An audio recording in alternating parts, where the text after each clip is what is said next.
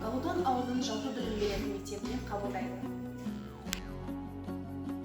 Нам, казахстанцам, есть чем гордиться. Казахстан – это земля, с которой человек шагнул в космос. Казахстан – первая в мире страна, добровольно отказавшаяся от ядерного оружия. Казахстан – это страна, где прошел саммит ОБСЕ. Таких примеров тысячи. Республика стремительно растет. Она независима и уважаема другими государствами. Мы открыто смотрим в будущее. Тәуелсіздік туларын бәйтерегім шығарым, елмеремен өсіріп, менде шыңға шығамын.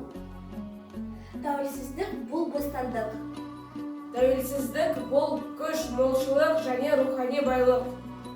Казахстан стал на новый путь развития, воплотив вековые мечты народа о свободе. Мы молодое поколение будущего Казахстана. Нам его строить и беречь, укреплять мир и дружбу между народами.